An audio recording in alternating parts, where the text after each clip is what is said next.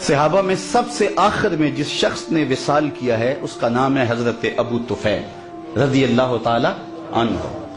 110 ہجری میں وصال ہوا ہے، حضور کا وصال ہوا ہے 11 ہجری کے اوائل میں، اور ان کا وصال ہوا ہے 110 ہجری میں، تو گویا حضور کے وصال کے تقریباً 100 سال بعد زندہ رہے۔ آخری وقت ہے ان کا، آخری سال جو تھا ان کا، حج کا موسم تھا، تو وہ وہاں آگے ہجوم میں اور ایک اونچے ٹیلے پہ کھڑے ہو گئے اور لوگوں کو اپنی جانب متوجہ کر کے کہا کہ لوگوں آؤ، اس وقت روئے زمین پہ میرے علاوہ کوئی نہیں جس نے رسول اللہ کو دیکھا ہو، صرف میری آنکھوں نے حضور کا دیدار کیا۔ اللہ اکبر! پھر لوگوں کا کیا پیار ہوا ہوگا۔ یہ کل میں نکلا سڑک پہ تو یہاں ساروکی سے لے کر غازی علم الدین کے مزار تک لوگ گاڑی سے چمٹتے تھے اور گاڑی کو ہاتھ لگا لگا کے چومتے تھے، اور میں اندر سے کہتا تھا تو بہت چھوٹا شخص ہے، تیری تو اوقات ہی کچھ نہیں ہے۔ تو میں کہتا یہ کیوں مجھ سے پیار کرتے ہیں؟ اس لیے کہ میرے لبوں پہ نام محمد کا وظیفہ ہے۔ یار 14 صدیوں کے فاصلے پہ میرے جیسا نکما شخص بھی حضور کا نام لے تو لوگ گاڑی سے لپٹیں، تو یار مجھے بتاؤ جس نے خود حضور کو دیکھا ہوگا تو کتنے ناز سے کہا لوگوں آؤ، اس وقت روئے زمین پہ میرے علاوہ کوئی نہیں جس نے حضور کو دیکھا ہو۔ اقبال نے کہا تھا نا کہ نسیم تشنا ہی نہیں اقبال کچھ اس پہ نازاں، فخر ہم کو بھی ہے شاگردی داغ سخنداں کا۔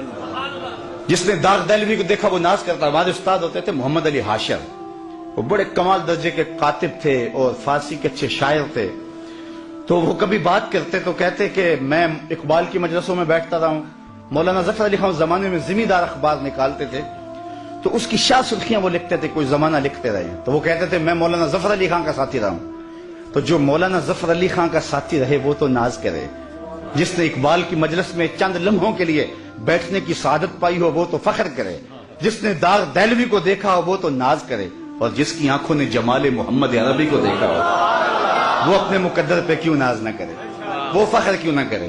کہا لوگوں آؤ، اس وقت کوئی کائنات میں دوسرا نہیں ہے جس نے حضور کو دیکھا ہو۔ سب سے آخری شخص میں ہوں جس نے حضور علیہ السلام کا دیدار کیا۔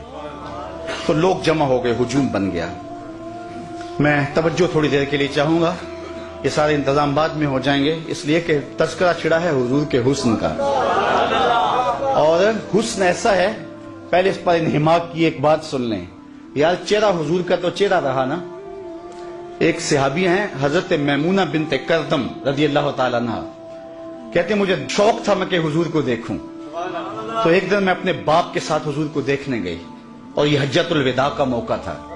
حضور اونٹنی کے اوپر بیٹھے ہوئے تھے، میرے باپ نے حضور سے کوئی بات کی، لیکن حضور کے جلال کی چمک اتنی تھی، جمال کی، کہ میری ہمت نہ پڑی کہ میں حضور کا چہرہ دیکھ سکوں۔ تو کہتی لوگوں میں نے حضور کا چہرہ تو نہیں دیکھا، لیکن میں نے حضور کے پاؤں دیکھے ہیں۔ اور پھر فرماتی ہیں ما نسیتو فی ما نسیتو طول اصبعہ، کہتے ہیں حضور کے مبارک پاؤں کی جو انگلیاں ہیں ان میں جو انگوٹھے کے ساتھ والی انگلی ہے، فرماتی ہیں آج تک میں اس کی لمبائی کے حسن کو نہیں بھول سکتی۔ یار جس کے پاؤں کی انگلی کا حسن محو کر دیتا ہے اور ساری زندگی نشہ ہی نہیں اترتا، اس کے چہرے کے جمال کی کیفیت کیا ہوگی۔ ایک شاعر نے کہا قدموں پہ جبیں کو رہنے دو، قدموں پہ جبیں کو رہنے دو، چہرے کا تصور مشکل ہے۔ قدموں پہ جبیں کو رہنے دو، چہرے کا تصور مشکل ہے، جب چاند سے بھر کر ایڑی ہے رخسار کا عالم کیا ہوگا۔ حضرت ابو طفیل نے کہا لوگوں سنو، اس وقت روئے زمین پہ میرے علاوہ کوئی نہیں جس نے حضور کو دیکھا ہو۔ لوگ ہجوم کر کے جمع ہوئے، حج کا موسم تھا، حج کے مسائل پوچھے ہوں گے۔ جو لوگ حج پہ جاتے ہیں انہیں تجربہ ہے کہ ہر بندہ حج کے مسائل پوچھتا پھرتا ہے، زندگی میں پہلی بار گیا ہے، اگر ہر سال بھی جاتا ہو تو پھر بھی سال کے بعد گیا ہے۔ عید کے موقع پہ ہر سال مولوی صاحب کو عید کا طریقہ بتانا ہی پڑتا ہے، اس لیے کہ سال کے بعد آئی ہے۔ تو حج کے ایام میں بھی یہ ہوتا ہے، ہر بندہ حج کے مسائل پوچھتا ہے۔ تو ایک صحابی مل گیا ہے، تابعین نے پوچھا ہوگا کہ حضور نے حج کیسے کیا، منا میں کیسے گئے، عرفہ میں قیام کیسے کیا، حضور علیہ السلام نے عرفات میں قیام کیسے کیا، مزدلفہ میں قیام کیسے کیا، رمی جمال کیسے کیا۔ لیکن تاریخ کا جواب نفی میں ہے، کسی نے حج کا مسئلہ نہیں پوچھا۔ کہا صف لنا رسول اللہ صلی اللہ علیہ وسلم، تم نے حضور کو دیکھا ہے تو بتاؤ حضور کا چہرہ کیسا تھا، حضور کی آنکھیں کیسی تھی، آنکھوں میں ماں ذات کے ڈورے کیسے تھے، زلفیں کیسی تھی، حامیم کے کنڈل کیسے تھے، صف لنا رسول اللہ صلی اللہ علیہ وسلم. تو حضرت ابو طفیل نے 3 لفظوں میں حضور کا حلیہ بیان کیا، اور وہ آپ یاد کرنا چاہیں تو یاد ہو سکتا ہے. وصاف بن جائیں حضور کے. علماء نے لکھا ہے جو شخص حضور کا حلیہ بیان کرے لوگوں کے دل میں اس کے لیے جگہ بن جاتی، لوگ اس سے پیار کرنے لگ جاتے ہیں. ہر بندہ چاہتا نا میں ہر دل عزیز بن جاؤں. تو میں آپ کو بتاتا ہوں، اگر نسخہ بتا رہا ہوں، وہ سنیاسی بابے تو ساتھ لے کے نسخہ مر جاتے ہیں، لیکن میں آپ کو نسخہ دے کے جا رہا ہوں. اگر چاہتے ہو کہ ہم ہر دل عزیز بن جائیں، حضور کے حسن کے قصیدے پڑھا کرو، لوگ تم سے پیار کریں گے. تو حضرت ابو طفیل نے 3 لفظوں میں حضور کا حلیہ بیان کیا، یاد کر لیں. کان رسول اللہ صلی اللہ علیہ وسلم ابیض ملیحا مقصدا. ایک تو چٹے رنگ کے تھے، حسن نمکین تھا، ہر معاملے میں توازن تھا. 3 لفظوں میں حضور کا متوازن. سوا صدر والبطن، پیٹ اور سینہ برابر. پیٹ اٹھا ہو سینہ اندر ہو حسن ختم ہو جاتا ہے. سینہ آگے نکلا ہو پیٹ چپکا ہو تو یہ بھی حسن کو زائل کر دیتا ہے. سینہ اور پیٹ برابر ہو تو یہ اعتدال ہے. ابل الذرائین والسعدین والزندین، کلائیاں حضور کے مبارک کندھے مبارک، حضور کے بازو سب برابر تھے، اور جو ہے موزونیت کے ساتھ بڑے تھے. کان رسول اللہ لیس بالطویل الممغط ولا بالکثیر المتردد. قد ایسا کہ نہ پست کہا جائے نہ بہت لمبا کہا جائے. چونکہ بہت لمبا قد بھی حسن میں جو ہے وہ نقصان کا سبب ہے، چھوٹا قد تو ہے ہی نقصان کا سبب ہے. حضور درمیانی قد و قامت کے حامل تھے.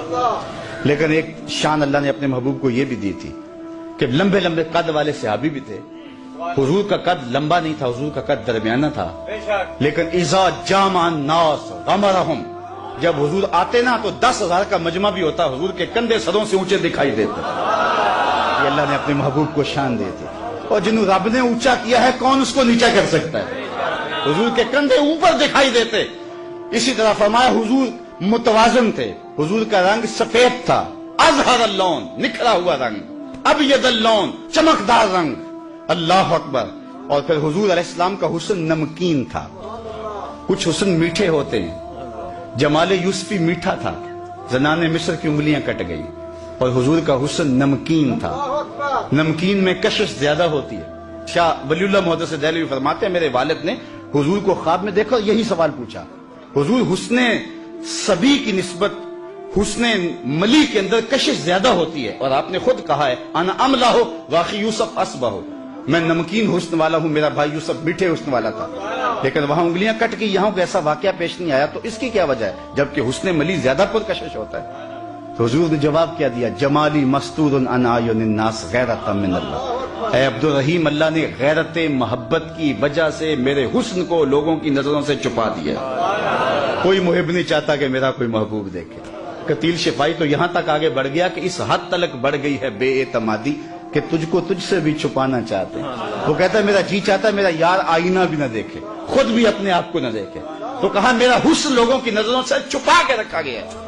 چھپے ہوئے حسن کا عالم ہے کہ حسان بن ثابت کہتے ہیں فلما نظرت الى انوارہ فودعت کفی علی عینی خوفا من ذہاب بصری. جب میں حضور کے جمال کو دیکھتا تو آنکھوں پہ انگلیاں رکھ کے انگلیوں کی اوٹ سے دیکھتا کہ حضور کے جلووں کی چمک سے میری آنکھوں کی بینائی نہ جاتی رہے. یہ کون کہہ رہے ہیں؟ حضرت حسان. اور حضرت حسان کون ہے؟ شاعر. اور آپ جانتے ہیں شاعر حسن دیکھنے میں بڑا دلیر ہوتا ہے، اور حسن بھی چھپا ہوا، دیکھنے والا بھی شاعر، اور پھر بھی آنکھوں پہ انگلیاں رکھ کے دیکھے. اگر یہ حسن بے نقاب ہوتا تو کیا ہوتا؟ وہ اگر جلوہ کرے تو کون تماشائی؟ یہی بہتر ہے کہ وہ پردے میں روح پوش رہے، وہ اگر پردہ اٹھا دے تو کسے ہوش رکھے.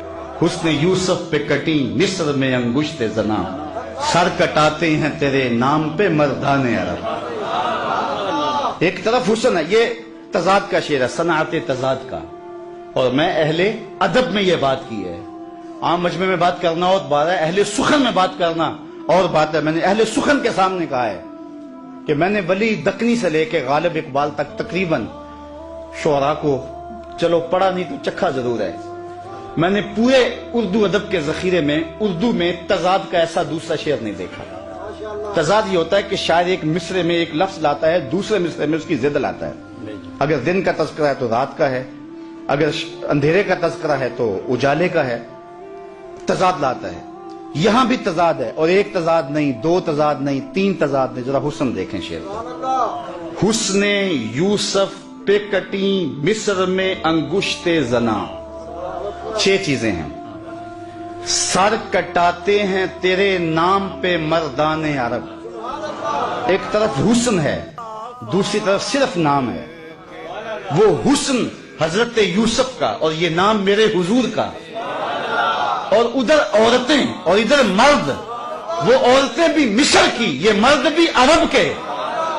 ادھر انگلیاں ادھر سر، اور پھر آگے بڑھیں. ادھر کٹی ماضی کی بات ہے، کٹاتے ہیں تسلسل جاری ہے. اور ادھر کٹی اہل علم کے لیے لازم ہے. کٹی ارادہ نہیں تھا، بے اختیاری میں کٹ گئی. ادھر کٹاتے ہیں قصد پایا جاتا ہے. سخن شاعری شہر یار اپنی جگہ، نعت کہنے کو احمد رضا چاہیے.